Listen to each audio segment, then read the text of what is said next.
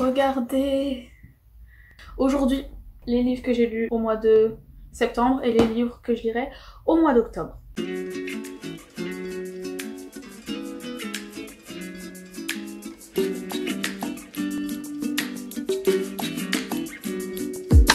Premier livre que j'ai lu au mois de septembre et je l'ai pas avec moi parce que je l'ai laissé au camping où j'étais quand je l'ai fini, parce qu'en fait il se trouve que ce camping avait à la réception des étagères remplies de livres, et comment vous dire que j'ai fait mon stock pour la fin de l'année. J'ai décidé que j'allais leur laisser parce que je me sentais mal de leur avoir dévalisé leur bibliothèque sans en laisser au moins un. Ce livre n'est autre que Le bizarre incident du chien pendant la nuit. Un livre que j'avais trouvé par hasard à Bouligné quand j'avais fait un peu mon big haul de livres au début de l'été, donc je l'ai lu, c'était sympa comme lecture d'été on va dire, c'était mignon, c'était une histoire un peu légère, rapide à lire, donc voilà. Je sais pas pourquoi j'ai pris l'habitude de croiser les bras quand je vous parle, c'est vraiment ridicule. Bref, parce que je parle trop avec les mains sinon. C'est une histoire un peu mignonne, mais il y avait quand même des thèmes au final assez sérieux qui étaient abordés malgré tout. J'ai trouvé tous les personnages adultes dans ce livre absolument irresponsables et débiles, il faut le dire, vu que c'était raconté avec la perspective d'un adolescent. Du coup en fait, comme le titre l'indique, c'est l'histoire d'un chien qui meurt pendant la nuit, et le personnage principal qui est donc un adolescent qui essaye de résoudre l'enquête et qui en fait est un enfant. On ne parle pas dans des termes cliniques de qu'est-ce qu'il a exactement, mais en fait il raisonne pas comme tout le monde, il ressent pas les mêmes émotions que les autres, tout ça. Je l'ai bien aimé le personnage principal, mais c'est vrai que par moments ça sonnait quand même un petit peu trop artificiel et poussé son raisonnement, genre ça se voyait que c'était un adulte qui écrivait en essayant de se mettre dans la peau d'un enfant. Le personnage du père m'a fait grave de la peine, mais ça me faisait quand même chier d'avoir autant d'empathie pour un tel personnage, parce que laissez-moi vous dire que il y en a eu des plot twists dans ce livre, franchement je m'y attendais pas, mais il y a eu beaucoup trop de retournements de situation. Bref, du coup je lui ai mis 3 étoiles parce que c'est pas non plus un livre phénoménal, comme je le disais, c'est un bon beach read disons. Le deuxième livre que j'ai lu au mois de septembre, c'est Conversation entre amis de Sally Rooney, et pareil, un autre beach read de qualité. Ce que j'appelle beach read, c'est les trucs que tu peux un peu lire sans trop te faire mal à la tête, où tu tournes les pages rapidement et l'histoire avance un peu toute seule. Du coup c'est le premier livre de Sally Rooney que je lis. J'ai préféré commencer par son premier en fait pour pas être déçue si j'allais dans l'autre sens, et en tout cas j'ai pas du tout été déçue de celui-ci. Je m'habitue petit à petit à ce style de roman, dans le sens où c'est vraiment des romans hyper contemporains, où bref les éléments de l'histoire et tout sont hyper d'actualité, les problématiques aussi et tout. C'est vrai que c'est quelque chose que j'avais pas du tout l'habitude de lire jusqu'à maintenant, et je l'apprécie de plus en plus grâce à ce genre d'autrice. Ça m'a beaucoup fait penser en fait à Rien de sérieux. C'est normal parce que ce sont toutes les deux des autrices irlandaises, et dans les remerciements de Rien de sérieux, l'autrice remercie Sally Rooney. Donc en fait je pense que c'est plus Sally Rooney qui a inspiré Rien de sérieux. En tout cas sachez que si vous aimez Sally Rooney, Rien de sérieux ça rentre dans le même style et vice versa. Donc voilà, comme je le disais, il y a beaucoup de problématiques actuelles qui sont abordées, mais toujours avec une finesse que j'apprécie beaucoup, ce qui n'est pas le cas de tous les livres que j'ai lus ce mois-ci.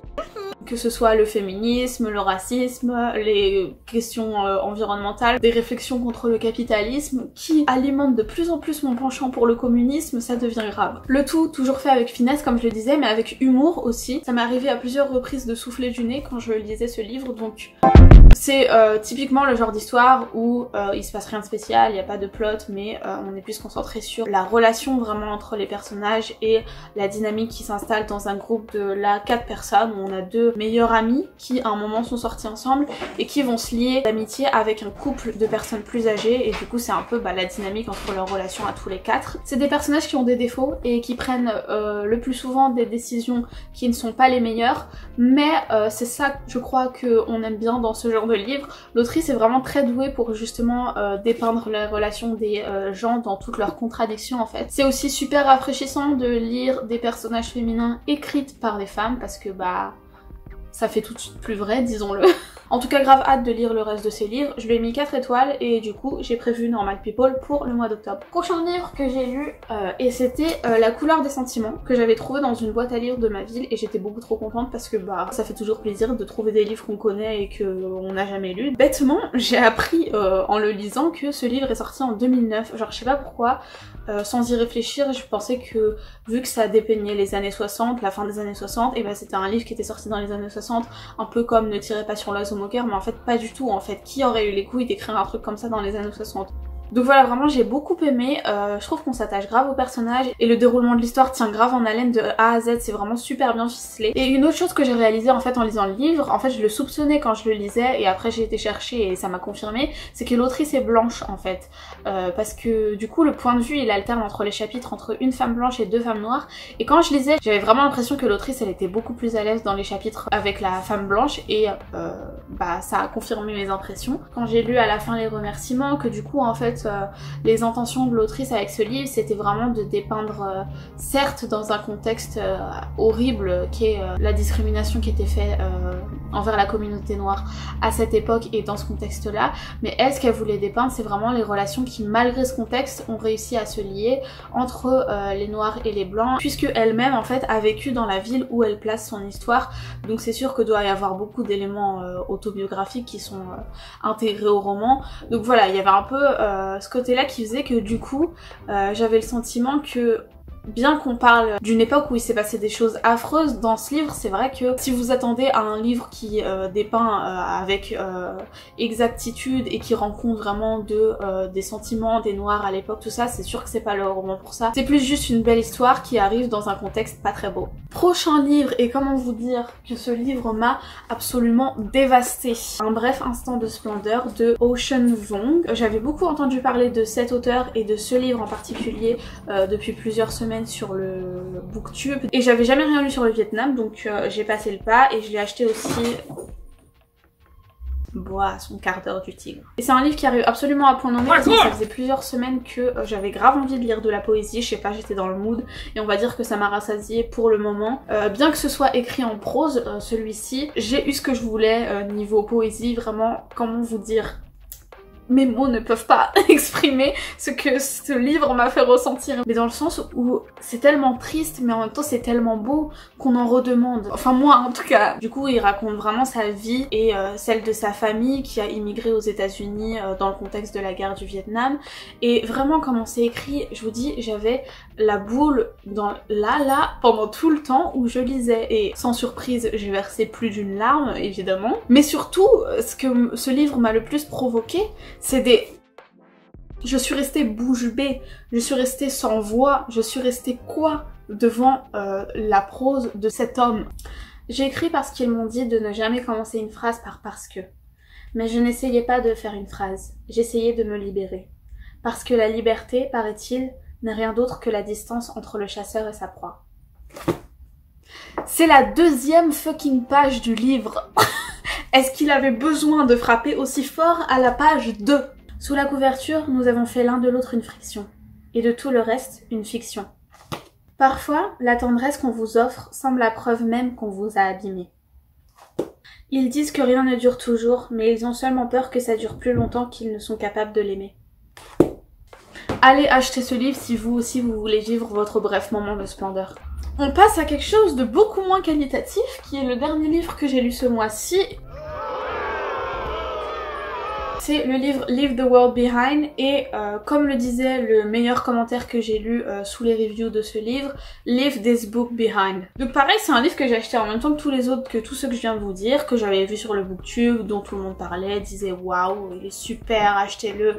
Et moi, comme quelqu'un de très influençable que je suis, je l'ai acheté et comment vous dire que je regrette l'argent que j'ai mis dans ce livre. Donc pour la faire très rapide pour que vous ayez le contexte, c'est un livre dans lequel on suit une famille aux États-Unis qui vit près de New York et qui pour les vacances ont loué un Airbnb pour une semaine, et au bout de un jour dans le Airbnb, il y a les propriétaires du Airbnb qui viennent toquer à leur porte et qui leur disent bonjour, il y a eu un énorme blackout à New York, du coup est-ce qu'on peut revenir dans notre maison? Et après du coup c'est l'histoire de la cohabitation entre ces deux familles et essayer de comprendre ce qui se passe à New York et dans le reste du monde. Il y avait vraiment du potentiel, je suis d'accord, mais à la fin on va avoir quoi? On va avoir un auteur qui essaye de toucher à absolument toutes les problématiques actuelles. En fait j'avais l'impression que c'était comme le tonton qu'il y a au dîner de famille qui va dire des trucs en mode le féminisme, le racisme, les LGBT, le réchauffement climatique, tout ce que vous voulez. Faire une réflexion et qui après va dire en mode oh là là mais de toute façon on peut plus dire ça de nos jours, nanana. En mode il sait que ce qu'il dit c'est problématique mais en même temps il fait absolument rien pour changer. C'était des petites réflexions par-ci par-là qui n'apportaient absolument rien. Bref, en plus de ça, c'est lent, l'histoire elle avançait à 2 à l'heure, il se passe rien.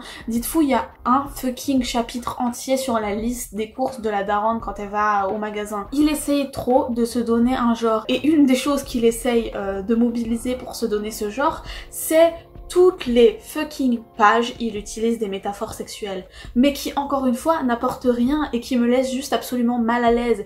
Je vous ai dit qu'on parlait d'une famille entière, n'est-ce pas? Donc des parents et 2 enfants. L'auteur a réussi à mentionner les parties génitales de 3 membres de la famille sur 4. Il a réussi à épargner la petite fille de 13 ans parce que s'il l'avait fait, ça aurait été vraiment problématique, mais en même temps, ça m'aurait pas tant étonné que ça qu'il aille jusqu'au bout. Bref, en fait, le style, ça sonnait vraiment paresseux. Genre, il avait une bonne base et il en a fait un truc absolument pourri. À la fin, ça n'a ni queue ni tête, ça nous donne aucune information. J'essayais vraiment de faire le parallèle avec les livres de Murakami, où en soi c'est un peu la même chose, on comprend pas ce qui se passe et tout. Mais là, ça n'a pas eu l'effet escompté. C'était pas en mode « Ouh, qu'est-ce qui se passe ?» et tout, c'est en mode « Quoi? Qu'est-ce qui se passe ?» Pour moi, ça sonnait totalement amateur et ça loupe totalement l'objectif que ça aurait pu avoir de donner une critique valide et constructive de notre époque. Parce qu'en soi, ce qu'il dit, c'est que voilà, on est trop dépendant et on sait absolument rien faire sans nos téléphones et la technologie. C'est vrai, si demain il arrive ce qui se passe dans le livre, c'est vrai qu'on est tous dans la merde.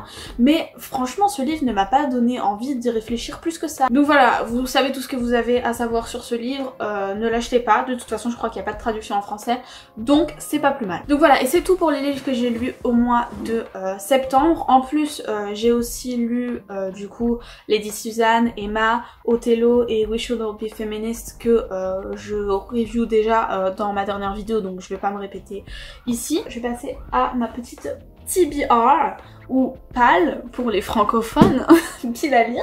J'aime pas trop, hein, mais bon, bref, il faut s'adapter. Pour le mois d'octobre, donc premièrement, on a le premier livre que j'ai commencé hier, donc Les fantasmes masculins de Nancy Friday. C'est un livre, je voulais regarder la date. Ah, je pensais que c'était plus vieux que ça quand même. Bref, du coup, c'est un livre qui a été publié en 1980 et c'est un truc... Enfin, c'est pas un roman, c'est vraiment un livre de sociologie qui, comme son nom l'indique, parle des fantasmes masculins. Et comment vous dire que j'ai lu les 60 premières pages hier et des fois je me demande pourquoi je m'inflige ce genre de choses. Mais j'ai pas envie de m'exprimer trop tôt, donc on verra ce que le reste me réserve. Ensuite, du coup, comme j'avais dit, je compte lire Normal People ce mois-ci aussi. Je trouve que c'est bien d'alterner entre des trucs qui donnent mal à la tête et des trucs un petit peu plus légers et facile à lire. De toute façon, si vous avez vu ma vidéo haul, c'est vraiment que des livres que j'ai achetés à ce moment-là. J'essaye de faire chronologiquement à quel moment ils sont arrivés, on va dire, dans ma bibliothèque. Du coup, ce mois-ci, j'ai enfin prévu de lire Girl, Woman, Other. Ensuite, un autre livre que j'avais trouvé dans une boîte à livres de ma ville, c'est Mes étoiles noires de Lilian Thuram. Hâte aussi. Le vieux livre. Ah! Tu viens pile à la fin pour dire au revoir. Et du coup, le dernier livre qui est l'Atlantide, que pareil j'ai trouvé dans les étagères du camping où j'étais cet été. Vraiment vieille édition, grave hâte. Et puis en plus c'est super court, donc voilà, j'adore trouver des classiques comme ça. Du coup voilà, j'espère que ça vous a plu encore une fois. Si c'était le cas, n'hésitez pas à mettre un petit j'aime parce que il vous serait très reconnaissant. Et voilà, à la prochaine.